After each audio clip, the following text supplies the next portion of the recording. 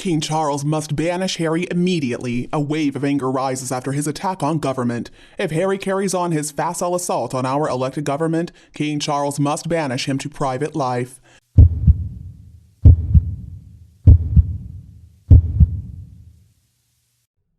Over the last several years, Prince Harry said and wrote many strange, outrageous things about his own family, the monarchy, and the British press.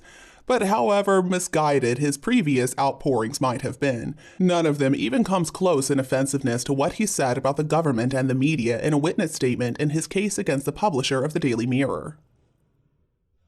I'm not even going to discuss the merits of the case, although Harry's evidence that any phone hacking actually happened so far has been in very short supply to say the least. Instead, what I want to focus on here is what Harry said about the government. Because what Harry wrote about the government being at rock bottom is basically an unprecedented attack by a senior member of the royal family. Harry is, after all, still fifth in line to the throne. No such royal broadside against elected politicians has ever before been delivered during the history of the constitutional monarchy in the UK. It is not only dangerous, it is also deplorable. On one level, what Harry said could be easily dismissed because he's so obviously wrong. But all of this came from a person in Harry's position, so of course what he says is bound to be taken seriously. And unfortunately, some people are probably going to agree with him. This is what Harry said. Our country is judged globally by the state of our press and our government, both of which I believe are at rock bottom. Democracy fails when your press fails to scrutinize and hold the government accountable, and instead chooses to get into bed with them so that they can ensure the status quo. My goodness, I don't even know where to begin with this pile of BS. Harry is wrong in so many ways. Maybe it escaped Harry's notice that this government is always being pilloried in left-wing papers like The Guardian and the Daily Mirror, and also by the BBC. Centre-right newspapers often give it a pretty hard time as well. This notion that Rishi Sunak and ministers are not carefully scrutinized and held accountable is absurd. They are put under the microscope every single day.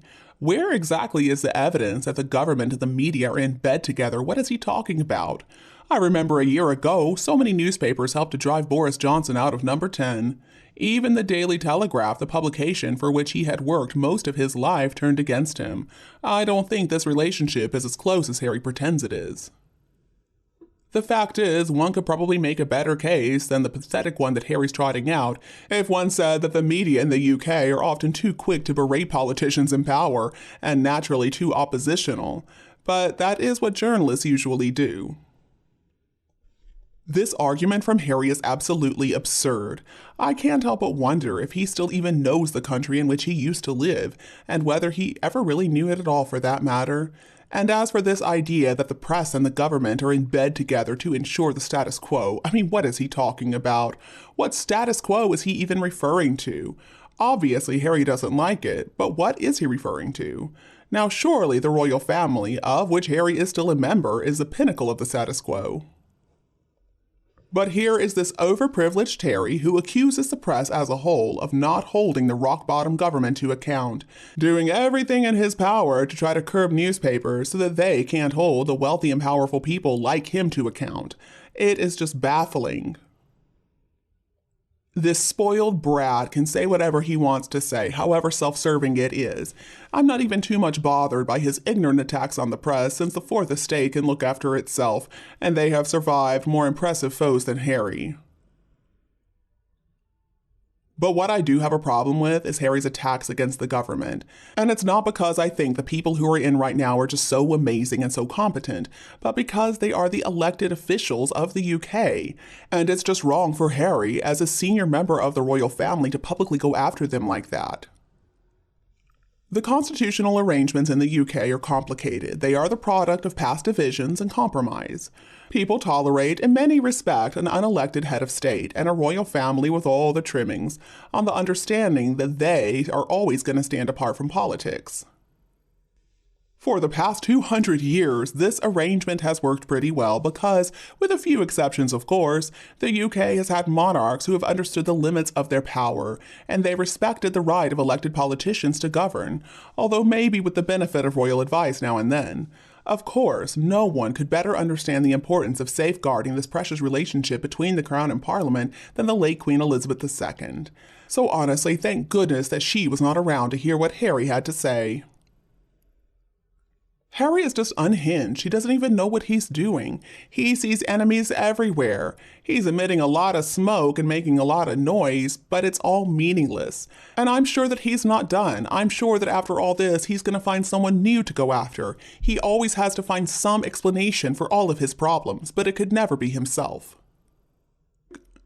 Harry is dangerous. If he describes the government today as rock bottom, then what is going to happen next month or next year? He is going to unearth some other adjective in defiance of the constitutional traditions.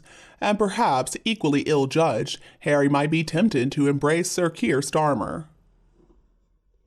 Or Harry could direct his anger once more against the royal institution, the very institution that gave him every privilege in this world, and also allowed him a chance to be important.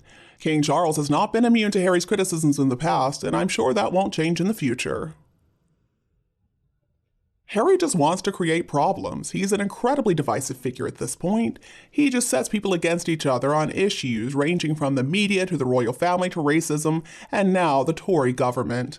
Now, I think it's safe to work on the assumption that this character is not all of a sudden going to learn how to act right. I'm afraid that is never going to happen. I mean, he's 6,000 miles away in California at this point, and Meghan is right there by his side. After all, their future careers depend on fomenting controversy. I think Harry is the #1 problem for the king, and it is not, as Charles should know and his mother definitely knew, primarily a family problem at all, although it is partially that. Harry is mainly dangerous because he is a constitutional liability. Now, the king still adores his younger son in spite of the lack of respect that Harry has shown to him, and I'm guessing he hopes that one day Harry's going to wake up and realize what he's done and want to come back to the family. But just think of all the damage that he could do before that happens. And of course, there is still a good chance that Harry will never come back. If Harry and his father were still close, and if they still talked with each other, then maybe he could find a way of persuading Harry to just stop all this nonsense. But at this point, he's been completely alienated from his father, and the rift is only going to get worse with every inept public intervention. I'm afraid there's only one way to solve this problem, and it's going to be difficult for the king as a father, but it shouldn't be difficult for him as a monarch and head of state. Prince Harry needs to know that if he wants to remain a member of the royal family, then he is going to have to learn to act right.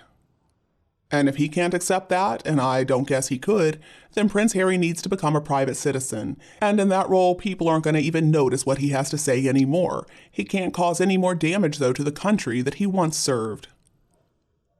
My news today has ended. What do you think about it? Please tell me your opinion below in the comments section, and we can also talk about the Sussexes.